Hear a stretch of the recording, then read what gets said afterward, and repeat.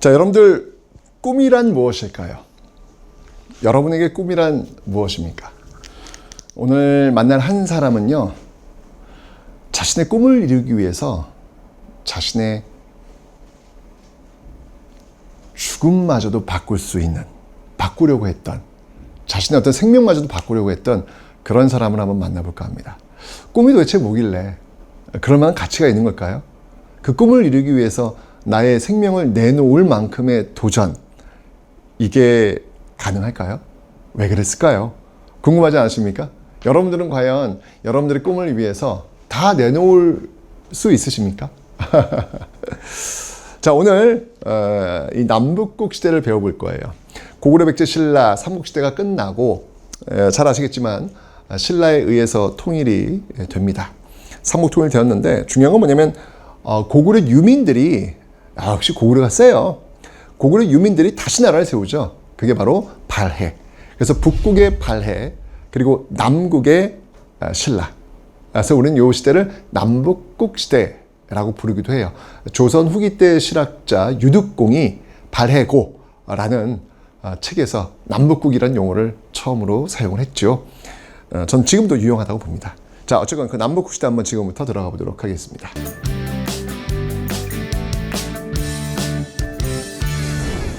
자, 먼저 북국 발해부터 한번 볼게요. 발해는 고구려 유민들이 세웠으니까 당연히 고구려 계승 의식을 가지고 있고요. 누가 세웠냐면 대씨예요. 고구려가 이제 고주몽인데 바로 발해는 대씨들에 의해서 세워졌습니다. 대조영에 의해서 동모산에 의해서 건국이 되었다라는 건데요.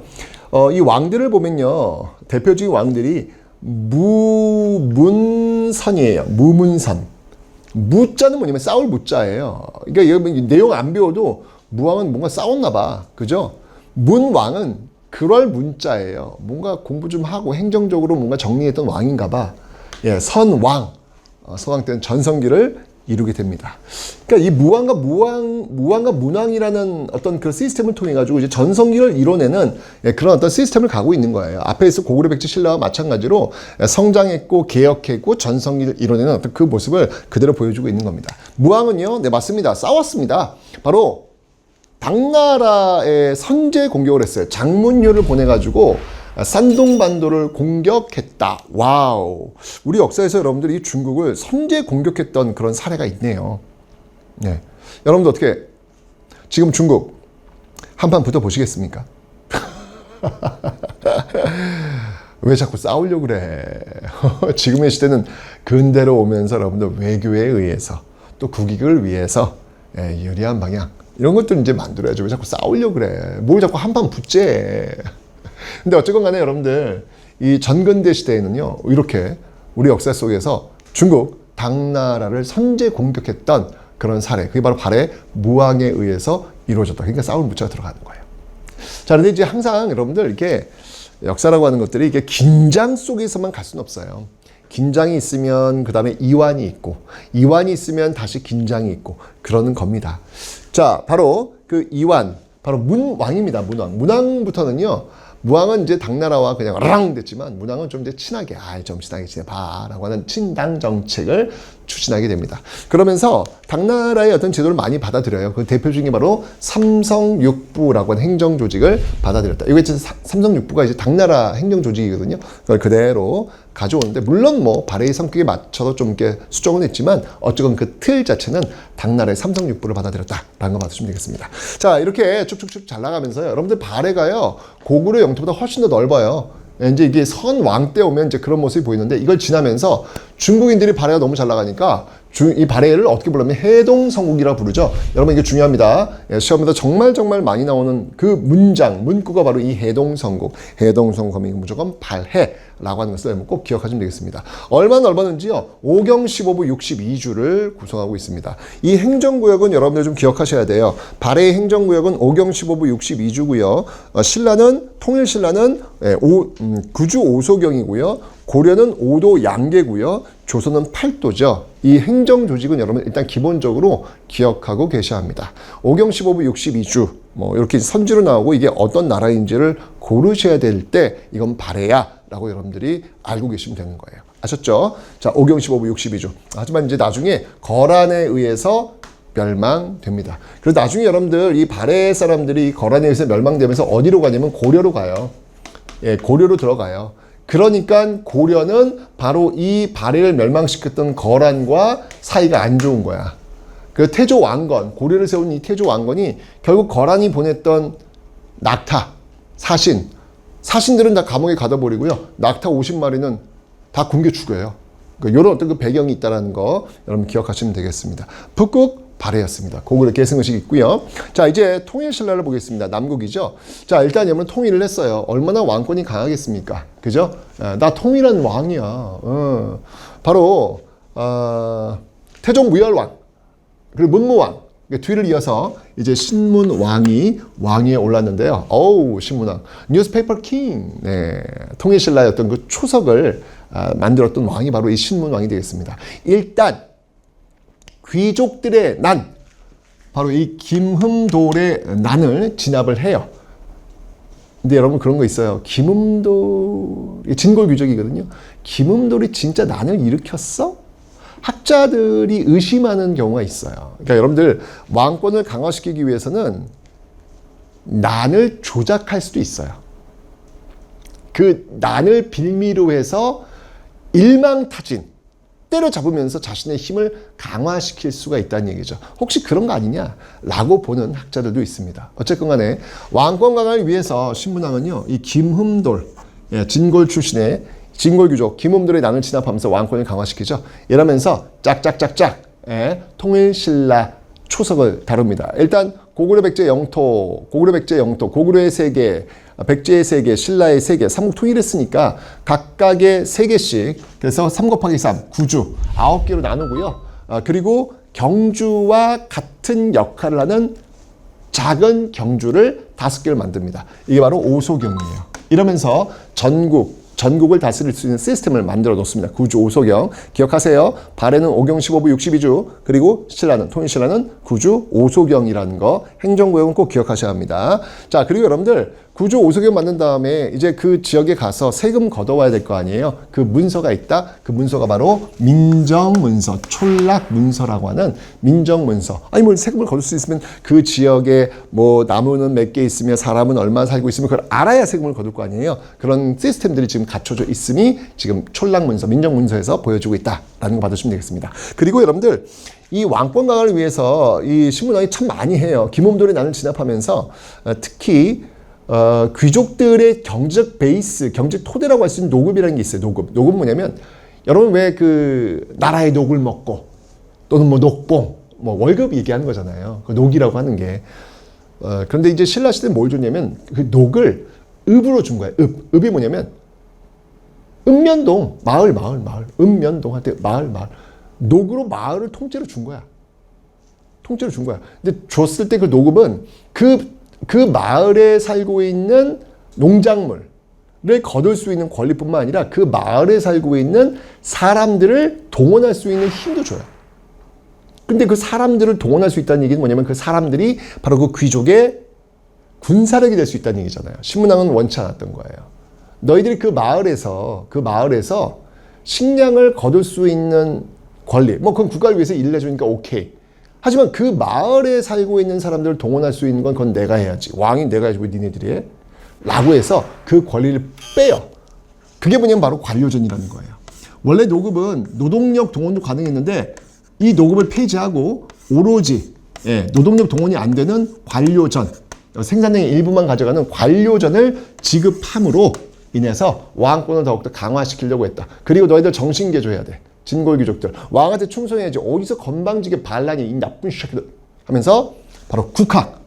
이 국학이라는 거, 유교를 강화시키는 대학기구를 운영합니다. 이건 여러분들 기억나시죠? 여러분들 그 고구려 개혁군주 소수리망이 율령불교 태학이라고 하는 게 대학이잖아요.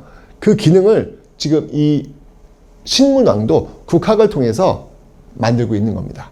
그래서 이렇게 왕권 강화를 위한 관료전의 지급과 국학의 신설, 이런 것들도 왕권을 지금 강화시키고 있음을 보여주고 있는 것이죠. 자, 이렇게 해서 이제 가는 거야. 통일신라가 가는데, 통일신라가 여러분들, 신라 역사가 통일신라와 그 이전 삼국시대의 신라 합치면 1000년이에요, 1000년. 엄청 긴 겁니다. 여러분들 그 중국에서도 여러 왕조가 있는데요. 200년 넘기가 쉽지 않아요. 근데 신라가 1000년이야. 와, 경주 김씨들 대단해.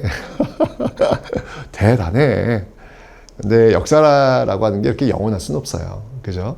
결국 신라 말기가 되면서 결국 이제 이 문제점들이 드러납니다. 특히 신라 같은 경우에는 폐쇄적 신분제라고 할 수 있는 골품제가 있었어요. 골품제. 골품제는 뭐냐면 아까 경주 김씨 얘기했잖아요. 경주 김씨들만 왕족하고 고위직 다 차지하는 거야. 그럼 그 밑에 있는 사람들, 뭐 육두품 출신들, 뭐 저희 집안 육두품, 우리 할아버지 최치원, 경주 최씨, 육두품 집안이에요. 우리 최치원, 우리 할아버지 저기 중국 당나라 가셔가지고 그 외국인 대상 그 빈곤과에서 수석하신 분이에요. 머리 무지하게 좋으세요. 그 좋은 머리로 신라 와가지고 개혁안 좀 내밀었더니 받아들여지지도 않는 거야. 이런 나라는 발전이 안 되죠. 육품을 이렇게 그냥 서름 많이 받았어요. 결국 이런 골품제의 모순들이 신라 사회를 무너뜨리게 하는 결정적 요인으로 작용합니다. 난리가 나는 거예요. 각 지역에서 막 내가 호족이다, 내가 성주다, 내가 장군이다라고 하는 그 호족들이 등장합니다. 1세대 호족이 누구냐면요, 바로 장보고예요. 장보고. 1세대 호족 장보고입니다. 이 장보고는요, 청해진을 완도 청해진을 배경으로 해가지고 주변의 해상 무역을 장악하는 어떤 그런 모습 보이고 있는데, 장보고가 참 대단한 것 같아요. 여러분, 장보고는요, 그러니까 이 신라 사회에서는 뭔가 좀 성공을 하려면 진골 귀족, 적어도 뭐 6두품, 5두품, 이게 두품, 골품에 들어가야 되는데, 장보고는 아무것도 아니에요. 그냥 완도, 뭐 그 일대 섬에서 태어난 그냥 평민이야, 평민. 근데 이 장보고는 활을 잘 쏴. 활을 잘 쏘니까 꿈을 가진 거야. 나도 커서 신라의 장군이 될 거야. 안 된다니까요, 신라는요. 골품제 때문에 그게 불가능하다고요. 어디 평민 따위가 그런 꿈을 꿔. 이 시대에 꿈을 꾸는 건 고통이에요. 왜? 그 꿈은 이룰 수가 없으니까요. 이런 시대가 있었어요, 여러분들. 여러분들은 꿈을 꿀 수 있잖아요. 그 꿈을 이룰 수 있잖아요. 그런데 이 시대는 그 꿈을 원천적으로 이룰 수가 없었던 거예요. 얼마나 고통스러웠겠어요. 아마 그 사실을 알면서 장보고는 너무 힘들었을 것 같아. 그때 그 장보고가 눈에 들어온 게 뭐였냐면요, 바로 바다였어요. 섬에서 태어났으니까 바다가 많이 보였겠죠. 바다 건너면 뭐가 있을까? 왜냐면 내가 있는 이 육지에서는 아무것도 할 수 없으니까 바다 건너면 뭐가 있을까? 라고 해서 바다를 무작정 건넙니다. 자신의 꿈을 이루기 위해서. 여러분들, 어떠한 정보도 없는 미지의 곳을 향해 간다. 그건 굉장히 두려운 거예요. 그건 공포예요. 두려움입니다, 여러분들. 그런데 장보고는 간 거예요. 무엇을 위해서? 자신의 꿈을 위해서. 꿈이란 바로 이런 겁니다. 꿈을 이루지 못하고, 어차피 인생은 한 번밖에 살 수가 없잖아요.